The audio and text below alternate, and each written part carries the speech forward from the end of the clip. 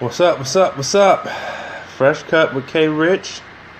This is week 19, I believe. Going live again for you guys. I hope you guys had a great Martin Luther King Day. Great holiday. A lot of people didn't have to work today.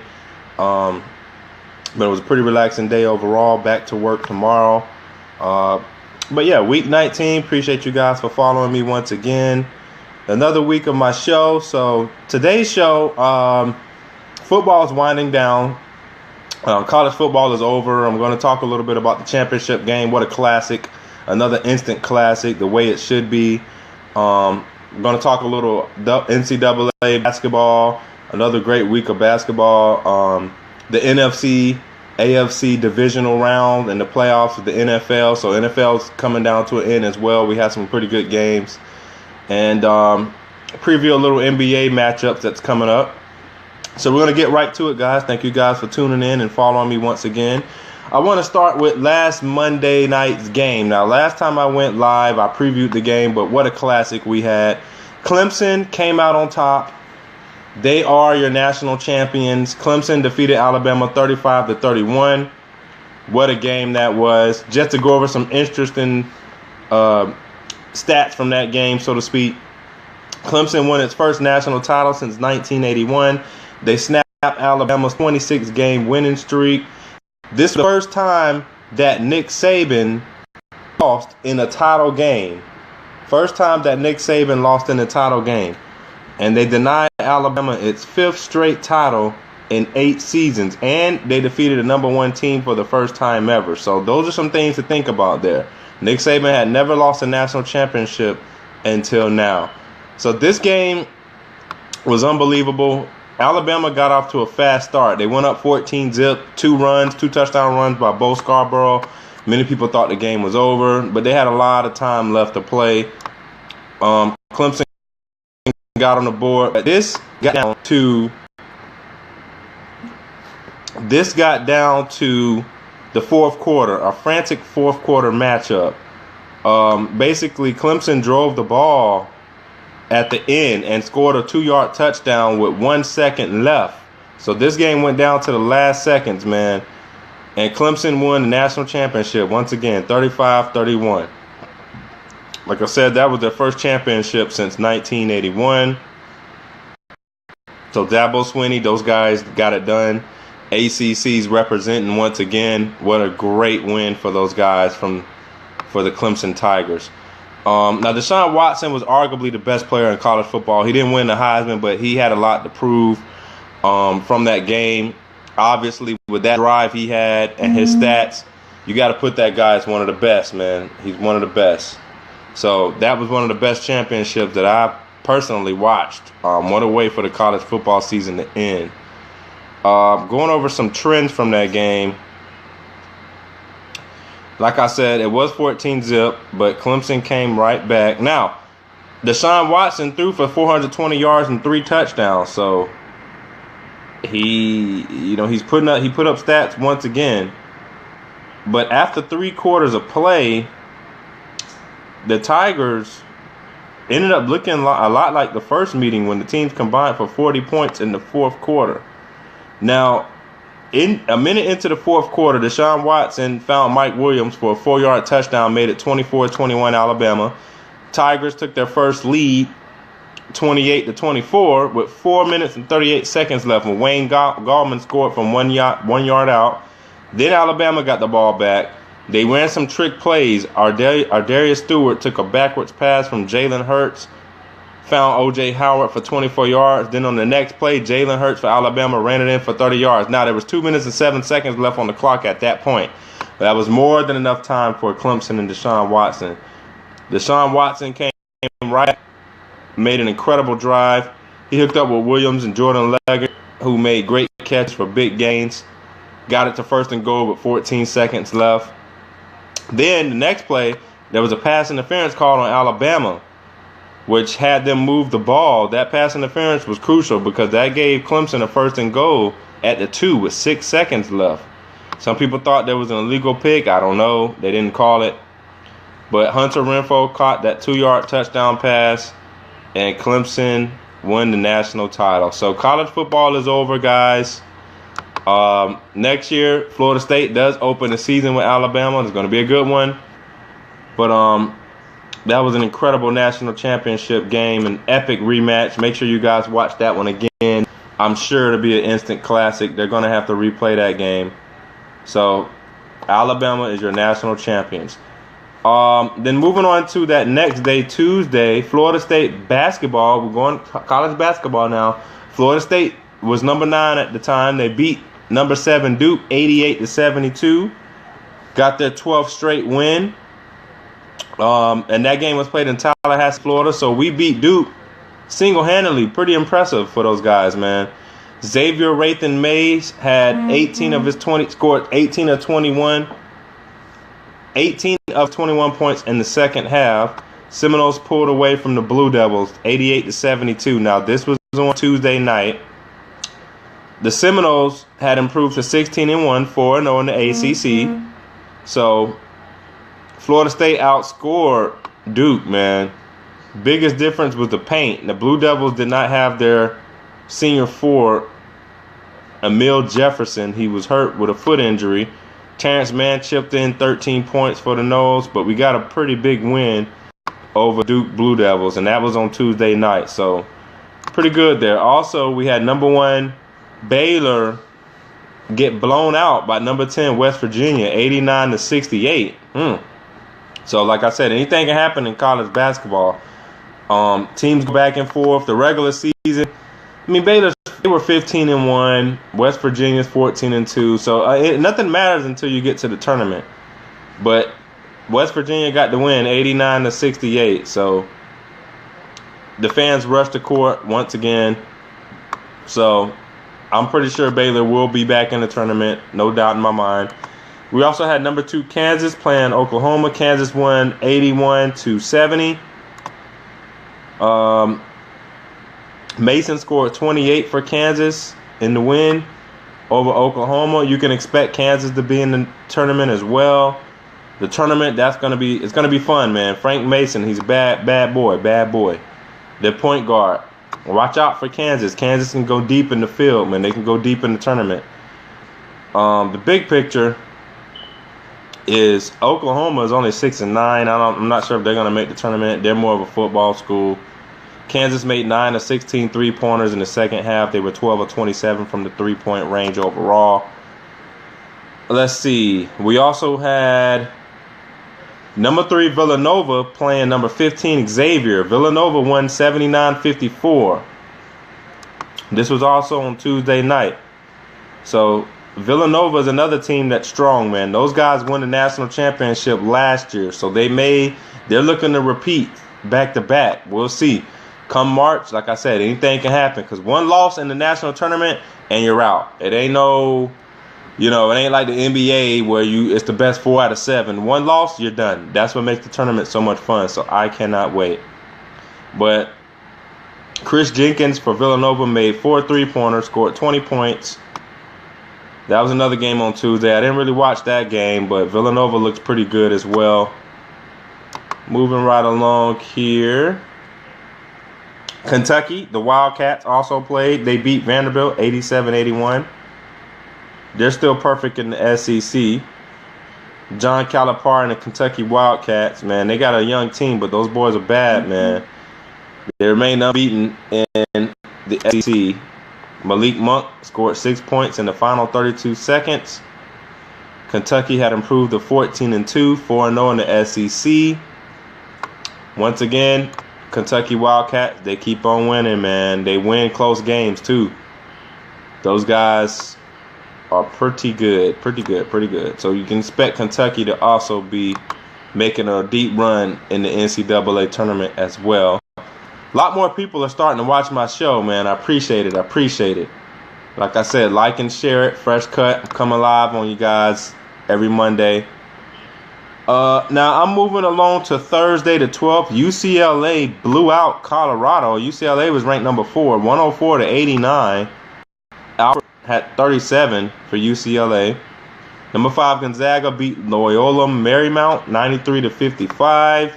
Arizona beat Arizona State 91-75. Arizona was ranked number 16. Ohio State and Wisconsin was supposed to be a big matchup. Wisconsin handled Ohio State 89-66. Wisconsin had improved to 14-3. Notre Dame played Miami. Notre Dame's ranked number 20. Those guys are undefeated in the ACC. Florida State might have to watch out for those boys. They beat Miami 67-62. That game was in Miami. Miami used to have a pretty good squad. Them boys went pretty deep in the field last year. Remember, Miami basketball was pretty decent past couple of years. Looking at that game, the Fighting Irish, you can expect those guys to be in the tournament as well. They had improved 15-2, 4-0 in the ACC. Outscored Miami 10-1 down the stretch to earn their 6th straight win. I think Miami will make the tournament again. We'll see how deep they can go this year, but we shall see. Like I said, UCLA blew out Colorado 104-89.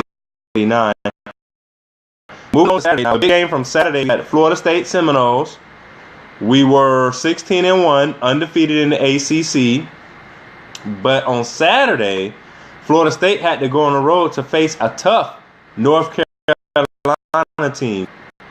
You guys know that Roy Williams in North Carolina is a tough squad. We went on the road. Unfortunately, Florida State lost. North Carolina came out with the win. They won by 13, 96-83. But I think that we played good, but we had a lot of missed free throws, gave up a lot of offensive rebounds, second chance points. North Carolina got a lot of offensive putbacks that sealed win for those guys. Joel Berry for North Carolina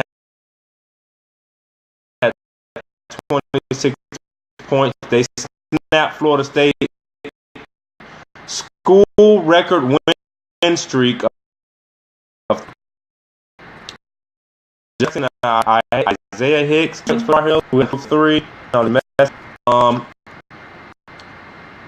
Let's see. UNC, they got to be as well, man. But hey, we lost to North Carolina, but I'm still confident in Florida State. I'm still confident that we will make a deep run in the NCAA and the tournament despite that loss. I mean, we're 16-2. Got to give Leonard Hamilton a lot of credit. He's got a great squad that he's put together this year. Jonathan Isaac had 17 points, 12 rebounds for the Seminoles. That was our first ACC loss. Hey, we beat Duke, we beat North Carolina. I'll take that. But I think that Florida State will be just fine. Now, one thing that hurt Florida State, we missed a lot of free throws in that game. Tar Heel players scoring double figures. I mean, Florida State had 4 players that scored in double figures, but we only shot 46% from the field. That's not going to get it done against tough North Carolina team, and we struggled at the foul line. Sorry about that, guys. My connection was a little weak. Sorry about that. But I'm back. Stay with me here. Wireless internet is messing up on me again, but I'm going to keep going. Anyways, Florida State with 12 or 26 from the free throw line. That's not good. You got to be able to make free throws down the stretch, and we failed to do so. But yeah, Florida State. Next, we have Notre Dame coming up on Wednesday night. Notre Dame is also undefeated in the ACC. That should be another good game. I expect Florida State to get back on track. And like I said, Fresh Cut says we will be in the tournament. Mark my words, we will make the NCAA tournament. So we did drop a game in UNC. Then we got number 1 Baylor playing number 25 Kansas State.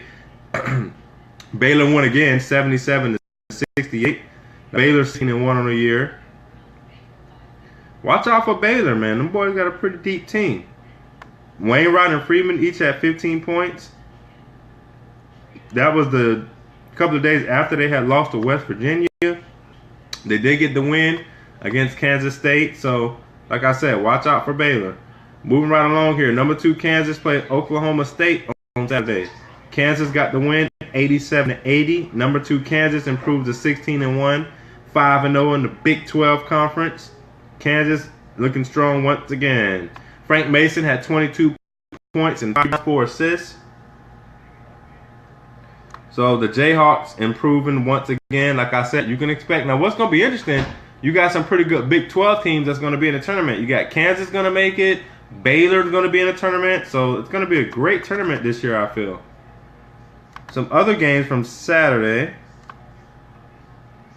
Number 3 Villanova beat St. John's 70-57. UCLA won 83-82 over Utah. That was a classic. Gonzaga beat St. Mary's 79-56. Number 6 Kentucky blew out Auburn 92-72. Duke lost another game, guys. Number 14 Louisville beat Duke 78-69. Wow. Grayson Allen and them boys, they can't get it done. Now Duke's 14-4. I don't know, man. I don't think Duke's going to win it all this year. They're going to get upset by somebody. They'll be in the tournament, but they'll get upset. I mean, they're just not playing basketball right now. Creighton, oh my gosh. Number 8 Creighton blew out some team True State 1-9. West Virginia beat Texas. West Virginia was number 10, 74-72. Number 12 Butler beat Xavier 83-78. In the ACC, number 19 Virginia knocked off them 77-73. Florida beat Georgia 80-76. That game went to overtime. Georgia could have upset those guys, but Florida got the job done in overtime. So the Gators beat the Georgia Bulldogs. The Gators are 14-3, 5-0 in the SEC. They're undefeated in the SEC until they play Kentucky. Wait till they play Kentucky. Florida will not beat those guys, I promise you. Penn State beat Minnesota 52-50. And that's pretty much it for college basketball, you guys. Moving right along to the NFL. Now, this is where things get exciting. NFL, we had the NFC divisional round, and we had the AFC divisional round. So starting with Saturday's games, we had the Atlanta Falcons. Shout out to Atlanta. They defeated the Seahawks 36-20. The Falcons are rolling right now, man. They're rolling right now. Matt Ryan, he's looking, man. He was 338 yards and 3 touchdowns. 130 was in Georgia Dome. The Falcons are headed to NFC Championship game. Check this out, guys. For only the 4th time in their 51-year history. Wow. So the Falcons, man, they haven't been there in quite some time. So Falcons beat the Seahawks. The Seahawks, to me, seem to be losing their identity. Their defense, I don't know what's going on with those guys. Richard Sherman and those guys, they used to be a dominant force, but Matt Ryan carved them up. Another dynamic performance by Matt Ryan. Russell Wilson actually got a safety. Devin Hester had a couple of big punt returns that got called back by holding penalties, so that was crucial. Matt Ryan hooked up with Julio Jones 7-yard touchdown and Tevin Coleman for a 14-yard score before finishing off the Seahawks on a 3-yard toss to Mohamed Sanu in the corner of the end zone with just under 4 minutes remaining. Now, Atlanta improved to 12-5 on the year. 8 players caught passes from Matt Ryan, including Devontae Freeman. Seahawks dropped to 11-6-1. They're missing Earl Thomas, a guy that plays in their secondary that was hurt. But I don't think Earl Thomas would have – he would have made a little bit of a difference, but I still don't think they would have beat the Falcons. I mean, Atlanta's just ridiculous right now. Let's see. Going over some stats from that game. Atlanta led this game most of the way. Atlanta's got an outstanding offense. You got Matt Ryan, Julio Jones, Devontae Freeman. Those boys, man, you got to look out for those guys. Matt Ryan was 26-37 for 338 yards and 3 touchdowns. Russell Wilson for Seattle was 17-30, 225 yards, 2 touchdowns, 2 interceptions. Let's see here. Devontae Freeman, 14 carries, 45 yards, but he did get in the end zone. He scored a touchdown. Tevin Coleman, 11 carries, 57 yards. Russell Wilson rushed for 6 carries, 49 yards, no touchdowns. Looking at the receiving core here. Julio Jones, 6 receptions, 67 yards, a touchdown. Devontae Freeman led all receivers for the Falcons. 4 receptions and 80 yards. Not bad. Taylor Gabriel, 4 receptions, 71 yards. So like I said, Atlanta Falcons has moved on to the NFC Championship. I'll tell you guys who they're playing in just a second. The other game we had from Saturday, we had the New England Patriots moving on to the AFC against the Houston Texans. Patriots came out on top, 34-16. Dion Lewis for New England scored 3 touchdowns. Tom Brady threw for 2 touchdowns, but he also threw 2 picks. But Dion Lewis, man, 3 touchdowns. That guy came up big for New England. 13-yard touchdown reception, a 98-yard kickoff return for a touchdown, and a late 1-touchdown score. So New England has moved on to the AFC Championship. They were to play the winner of the Pittsburgh-Kansas City game, which I'll get to.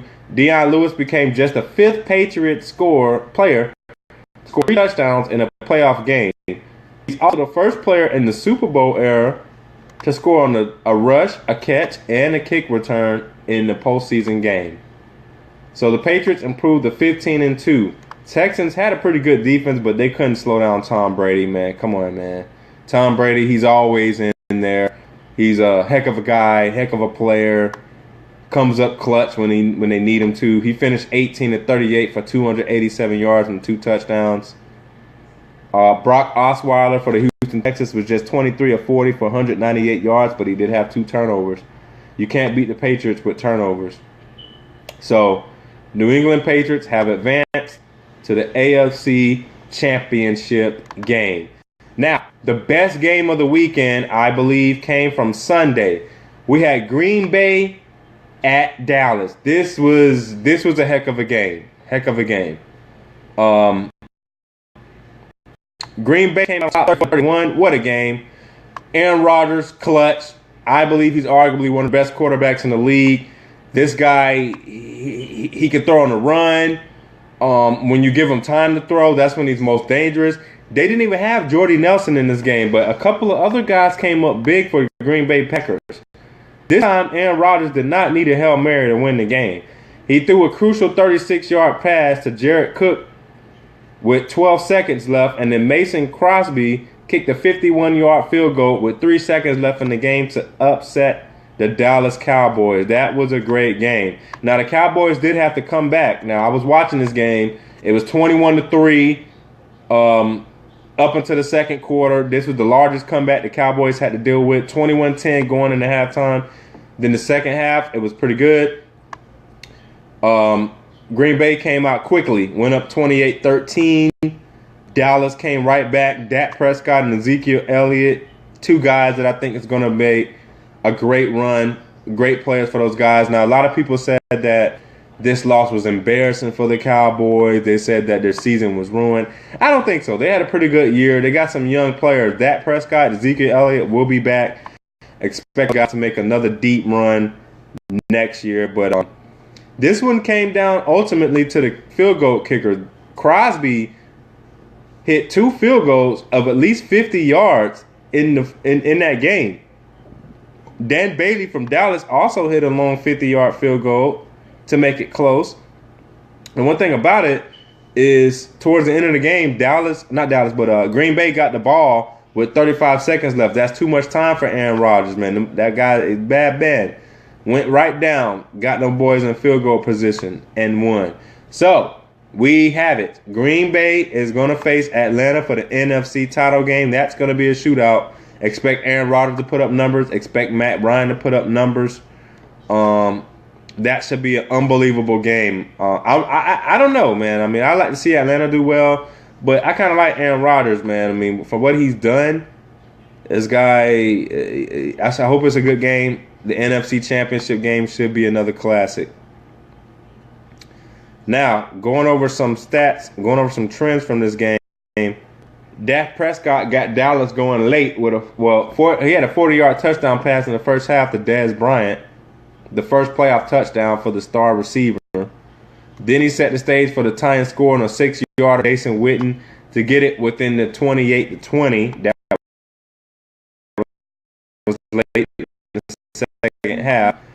And then after a 7-yard pass to Dez Bryant, who had 902 yards, Dak Prescott ran in a 2-point conversion with 4 minutes and 8 seconds to go. He tied it. It was 28-28 at that point. Rodgers led the Packers to a 56-yard field goal from Crosby.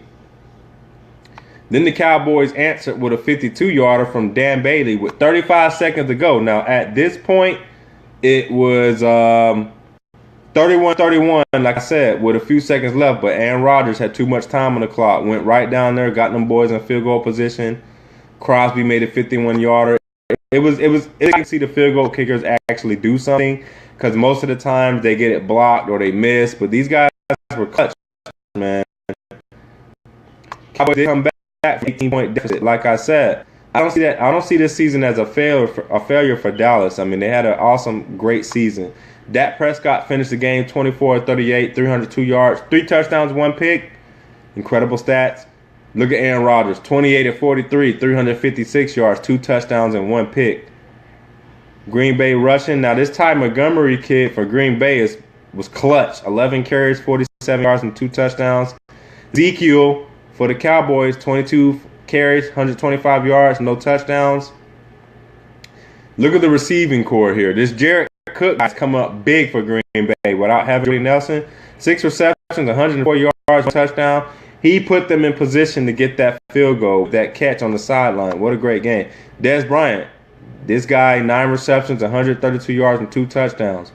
So Dez Bryant was a beast. So that was your NFC divisional game. Now we're moving right along to the other game Sunday night. The Steelers held off the Chiefs 18-16. Can't believe it, but Steelers did not score 1 touchdown. They scored all field goals, but you got Big Ben, Le'Veon Bell, Antonio Brown came up big once again. Le'Veon Bell rushed for 170 yards.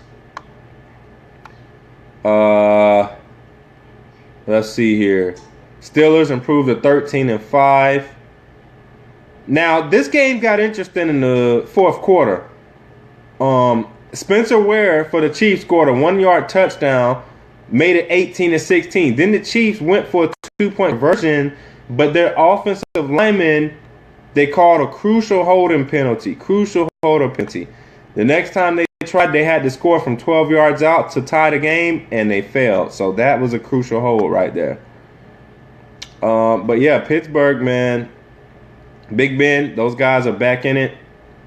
So we have an excellent AFC Championship game lined up for you guys. We're going to have the Pittsburgh Steelers against the New England Patriots. Big Ben versus Brady. Going to be good next Sunday. So I believe the first game is we have the Falcons and Packers at 3:05. Then the next game is like at 6 o'clock. So Sunday we have the AFC Championship, NFC Championship. It's going to be great. So looking at some stats, other stats from this game. Pittsburgh and Kansas City. Big Ben had another big game, 20-31. Oh, come on. 20-31, 224 yards. Like I said, Le'Veon Bell, 30 carries. They give that guy the ball a lot. Antonio Brown, 6 receptions for 108 yards. So that's it for the NFL, man. We're winding down. Next weekend, we have the NFC Championship, AFC Championship. After that, February 5th, we have the Super Bowl. My prediction, fresh cut prediction, I think that Green Bay will beat Atlanta. I hate to say it, but I think with Aaron Rodgers and the way he's spreading the ball around to his receivers, I think it will be a shootout. But I say Green Bay will beat Atlanta in a close one. And I think New England will beat Pittsburgh in another good game, but I'm expecting a Green Bay, New England Patriots Super Bowl. Legendary. We have 2 legendary quarterbacks. That's going to be a good one. That's what I say. So comment on it. I want to hear what you guys got to say, but it's great. Finally, wrapping things up with the NBA. First thing I wanted to go over is in the NBA, this guy, Russell Westbrook, with the game that he played this past weekend, they beat the Sacramento Kings. Westbrook has recorded his 20th triple-double of the season. This guy, like I said, Russell Westbrook, man, he's putting up incredible stats this year. Now he became just the third player in NBA history to record 20 triple-doubles in a single season. So this guy's really incredible this year. Tonight at 8 o'clock, this is the reason why I went live early, because I'm cooking dinner. I want to be in my seat. I want to be ready to go. We have Cleveland playing Golden State again. I know you guys remember that amazing game from Christmas Day, but tonight Cleveland goes on the road to play the Golden State Warriors. Should be good. That game's at 8 o'clock tonight on TNT. Make sure you tune in. LeBron against Steph Curry and Durant. Always a great game. Should be intense. Golden State Warriors have an interesting schedule coming up, man. Interesting schedule coming up. Not only do they play the Cleveland Cavaliers today, on Wednesday they have to play the Oklahoma City Thunder. So we get this is round 2. We get round 2 of Kevin Durant versus his former team. Kevin Durant versus Westbrook. Golden State has gone 7-1 since they lost to Cleveland on on Christmas Day. So tonight's game could be the last time that these guys play until June.